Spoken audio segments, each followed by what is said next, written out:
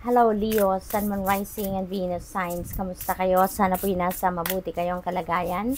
Welcome back po sa Star Tarot. Kung bago kayo rito, welcome din kayo. Thank you sa inyong support. I truly appreciate it. God bless you all. Leo, imagination. Yan ang hatid ng energy ng cloud. So siguro ngayon, yun ang ginagawa ninyo. No? Maybe you are using the imagination, no, as a tool para naman sa law of attraction.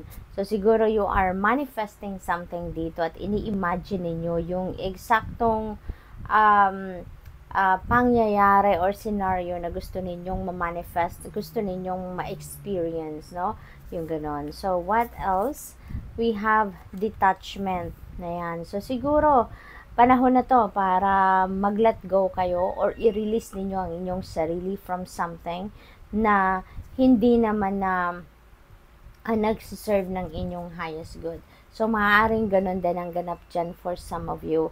It could also be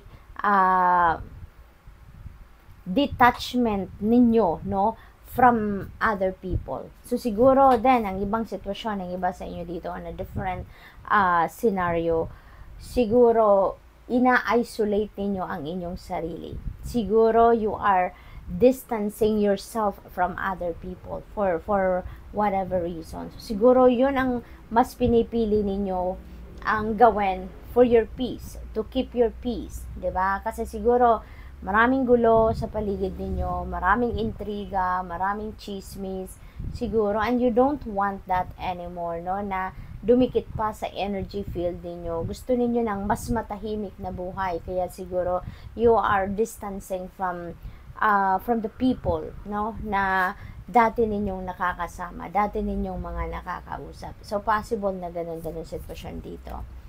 We have number 5, Cedar 3, yan, wisdom. So, siguro you are also seasoned in life na in terms of experiences in life. Marami na kayong naipon na wisdom, marami na kayong natutunan, marami na kayong nalaman sa buhay. Maybe you learned also a lot, no, of lessons, no, sa buhay ninyo as you go on with your journey. Kaya ngayon feeling ko mas dahil sa mga natutunan ninyo, dahil sa marami na kayong alam sa buhay, so mas na kayo ngayon, mas matalino na kayo, mas smart na kayo, and you know what to do, and you know how you're going to navigate your circumstances sa ngayon. Kaya nga ito siguro na pag-detach ninyo from the people around you that you used to be with, no, ay maaring isa yan, maaring isa yan sa mga sitwasyon ninyo na mas alam nyo na kung ano ang gagawin ninyo sa buhay para magkaroon kayo ng katahimikan, magkaroon kayo ng mas masayang buhay, kaya yung ganyan ang ginagawa ninyo. Maaari din na yung mga natutunan ninyo, yung mga alam ninyo, magagamit ninyo yan sa ngayon. Maaring merong sitwasyon kayo sa buhay ngayon wherein you're going to apply the lessons that you've learned in life, pati na rin yung mga naipon ninyong wisdom, no? Maaring ngayon i-apply ninyo yan sa inyong mga sitwasyon.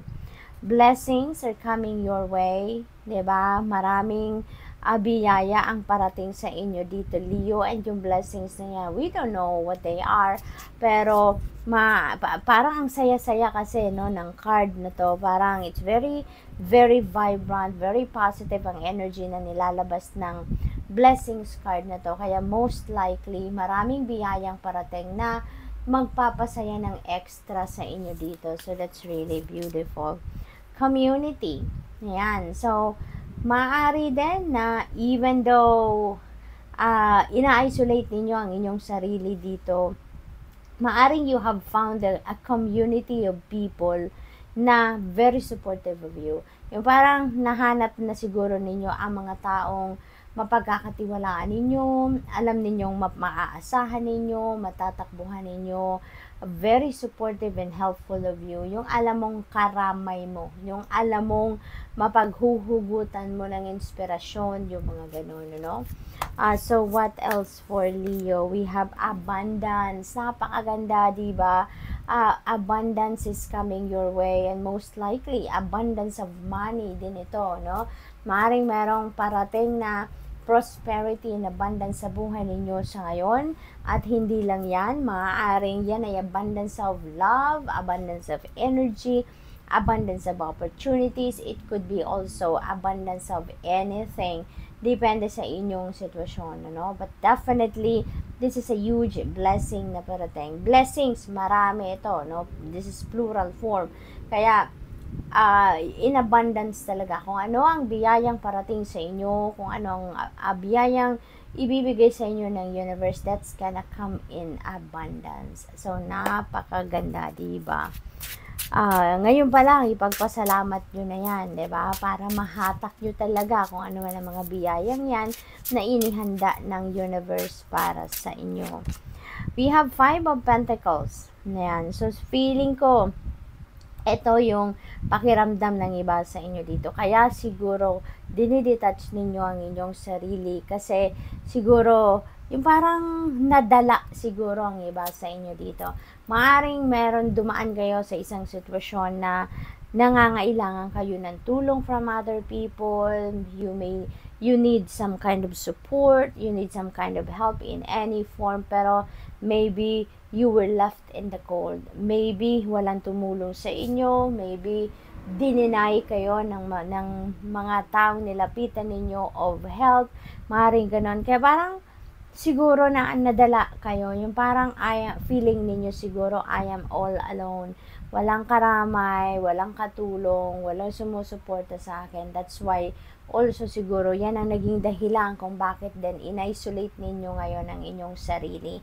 So parang gusto nyo lang magdumistansya din sa mga taong yon para din na siguro makapag-isip-isip din kayo, makapagnilay-nilay din kayo, makapagmuni-muni din kayo, no? So what else? We have High Priestess. Divinely guided kayo, Leo. Okay?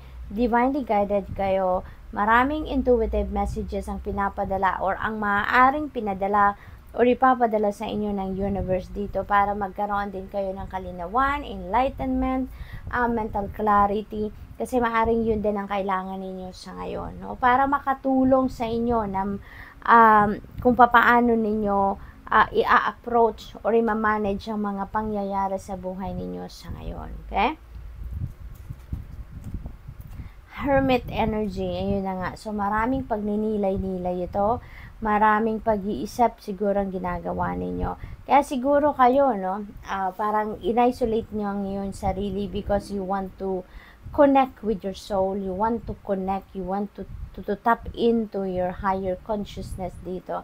At si Hermit kasi, ang gusto nito ni Hermit is mag-solitude kayo. Iniimbitahan kayo dito na magnilay-nilay kayo. Take a pause, no, sa kung ano man ang pinagkakabisihan ninyo. I-isolate niyo muna ang inyong sarili pansamantala para makapag-isip-isip kayo.